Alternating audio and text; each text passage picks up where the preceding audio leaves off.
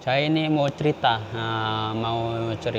tentang bagaimana dulu saya masuk pondok, masuk pondok pesantren.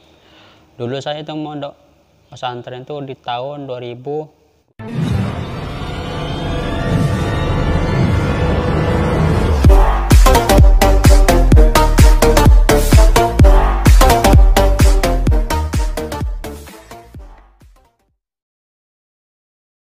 Assalamualaikum warahmatullahi wabarakatuh. Alhamdulillah, kita berjumpa lagi di channel Al-Hakiki Official.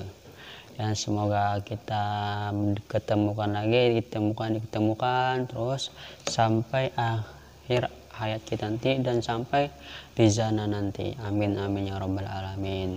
Ya teman-temanku yang sudah nonton di channel Al-Hakiki ini, ya mudah-mudahan sehat selalu, baik-baik aja teman-temanku di sana.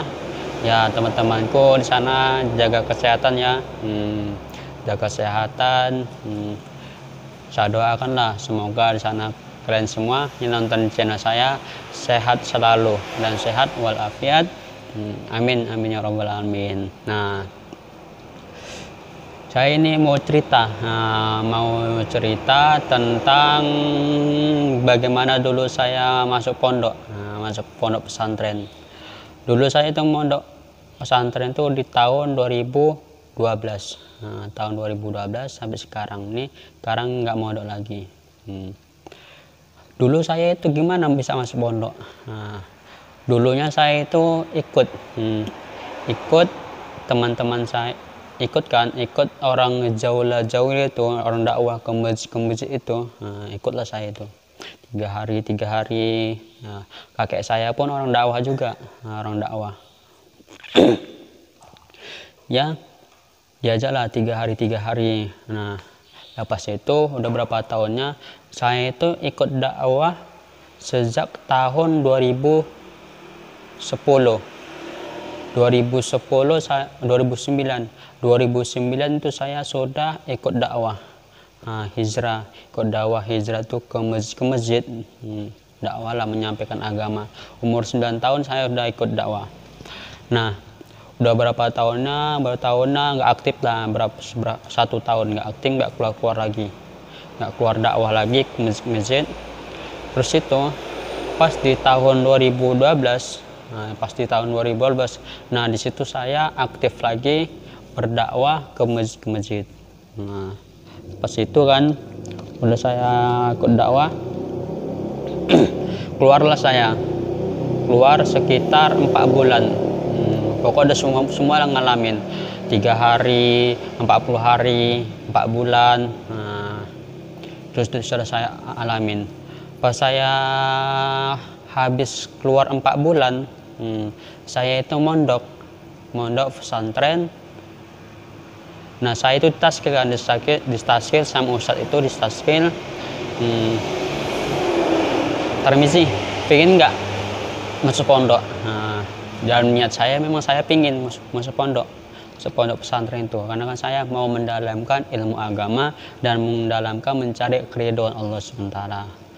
Terus adalah distaskil. Nanti pas kita sudah pulang, nah nanti kamu musyawarah sama orang tuamu dan sama kakekmu diizinkan apa tidak. Adalah pas sudah berapa harinya udah banyak pulanglah. Pulang dari khud fisabilillah itu 4 bulan, barulah saya izin sama kakek saya. Saya izin mau masuk pondok pesantren. Udah diizinkan sama kakek saya. Terus saya izin sama orang tua saya. Sama orang tua ini gimana ya pendapatnya orang tua ini? Orang tua belum mengizinkan saya masuk pondok. Karena apa? Ya nggak tahu lah. Ya biasalah kalau ujian santri gitu. Kadang orang tuanya pingin anaknya mondok pesantren, anaknya nggak mau.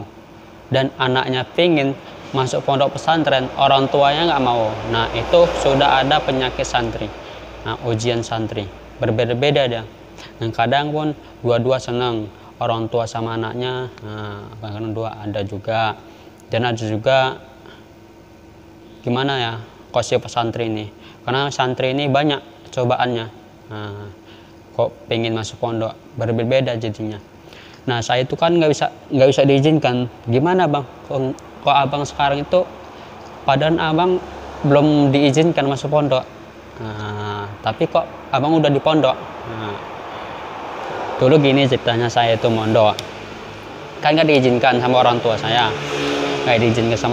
saya, dan saya berangkat aja mondok. Berangkat aja, nggak terkesan. Karena saya kan ada niat sekali ingin mau belajar, mendalamkan. Udah berangkatlah saya. Itu pun saya itu kabur dari rumah, dari rumah sama orang tua, baru ke rumah kakek. Adalah lepas itu berapa harinya berangkatlah saya. Nah sebelum berangkat itu Ustadz tuh bilang, gimana pendapat dari orang tuamu? Pendapat saya itu, kata orang tua saya belum diizinkan, nggak diizinkan saya mondok. Nggak izinkan. Terus gimana? Berkata Ustadznya, apa kendalanya? Kendalanya ekonominya apa enggak? Nah terus kan udahlah, terpaksa lah.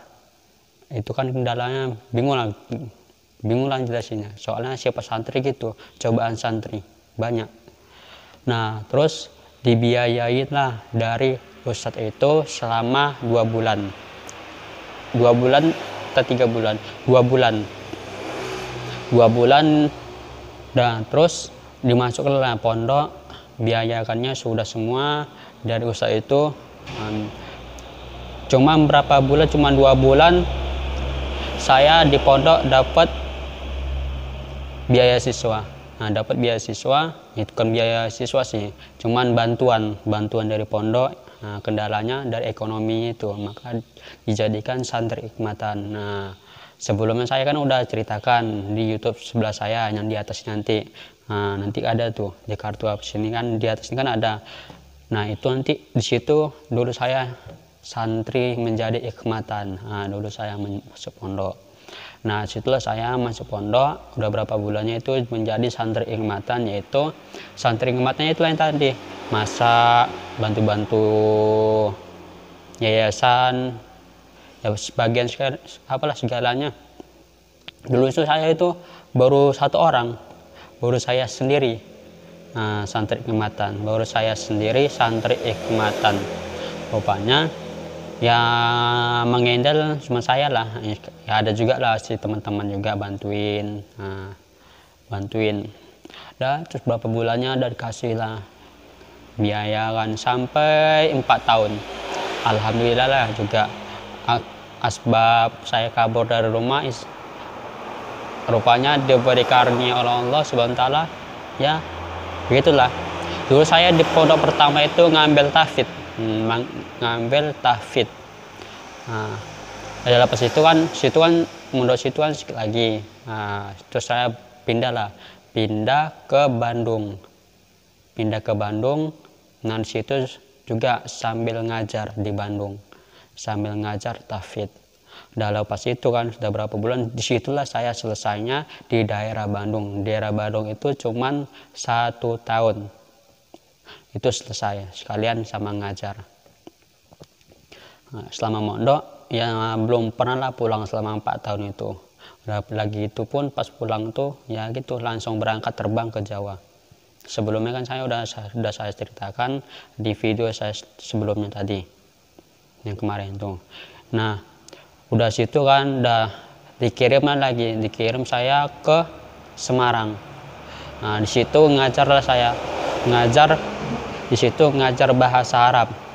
Di situ di Semarang, cuman nggak lancar kali lah saya bahasa Arab. Mama tahu sedikit. Sekarang gimana bahasa Arabnya, karena nggak sering takror, sering berbicara bahasa Arab. Sekarang bahasa Arab pun udah lupa. Dulu begitu. Nah pas itulah udah di Semarang, terbang lagi ke India. Ke India diajak sama ustaz kan di sana ya silaturahmi lah ke India. Ya dengan asbab hidayah dari Allah SWT, demi karunia Allah SWT, nggak punya apa-apa bisa juga terbang kemana-mana saja. Itu karena atas seizin Allah Subhanahu wa Ta'ala. Ya kita hanya menjalankan ajanya. Nah, itu hanya keberkatan rezeki dari Allah Subhanahu wa Ta'ala. Nah, ya sebelumnya saya mondok itu saya pun sudah hafal Al-Quran, sudah hafal hadis-hadis sebelum mondok. Ya dengan berkat dakwah dulu saya itu menyampaikan perkara agama, ya insya Allah dengan atas izin Allah, ya alhamdulillah. Karena karenanya ya kita harus sungguh-sungguh aja mondok pesantren itu. Ya saya saranin lah teman-temanku yang lagi masih mondok, yang belum mondok pesantren, yang nonton channel saya ini, yang mudah-mudahan diniatkan dirinya, semoga disampaikan oleh Allah SWT kalian belajar di pondok pesantren, amin ya rabbal alamin. Nah pas kalian belajar di pondok, nah kalian sungguh-sungguhlah baca Al-Quran itu. Karena Al-Quran itu kalam suci, kalam yang sangat suci betul. Maka itu kalau kita menghafal Al-Quran, hati kita tidak bisa dicabangkan, harus satu fokus, satu tujuan, yaitu menghafal Al-Quran dan yakin terus menerus insya Allah kita akan hafid Al-Quran. Bagaimana di Indonesia ini banyak hafiz Al-Quran di Indonesia ini. Nah, udah kecil berumur 6 tahun, 4 tahun, 7 tahun, kadang pun 6 tahun pun sudah hafal Al-Quran. Tuh, dengan asbab apa? Dengan asbabnya itu dari kecil sudah dihajarin membaca Al-Quran. Maka dari kecil itu dia udah pandai berbicara. Itu kita ajarin Al-Quran. Insya Allah atas seizin Allah, Allah pasti akan memberi karunia seorang anak itu menjadi hafid Al-Quran. Sekitar 7 tahun, 8 tahun, ya insya Allah udah hafid Al-Quran. Amin, amin ya rabbal alamin. Ya saya doakanlah mudah-mudahan kalian semua itu nanti kalau misal punya anak kalian gitulah. Punya anak, saya saranin ya kalau kalian punya anak, ya kalian ajarinlah pas waktu pandai berbicara, ya kalian ajarin dengan kitab-kitab suci Al-Quran, biar nanti menjadi hafiz Al-Quran. Masya Allah hafiz Al-Quran ini yaitu karunianya banyak, pahalanya banyak. Ya kita bersyukurlah mempunyai anak seorang hafid Al-Quran. Nah kita sungguh-sungguhlah menjalani ini semua, hidup ini hanya satu-satunya itu mencari ridhonya Allah Subhanahu wa Ta'ala. Nah segitulah saya dulu masuk pondok, saya nggak diizinkan, ya saya tetap mondok. Udah saking kualatnya, saya kualat nggak tahu lah, dosa nggak tahu lah.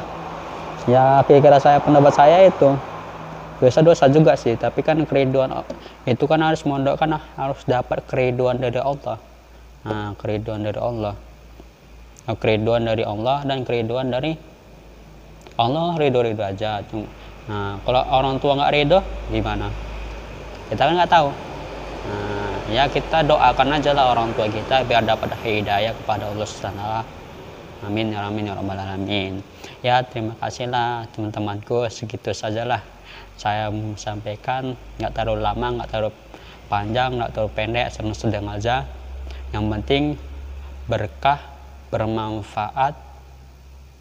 Amin, amin ya rabbal alamin. Ya terima kasih lah atas teman-temanku. Jangan lupa ya subscribe channel saya dan follow Instagram saya.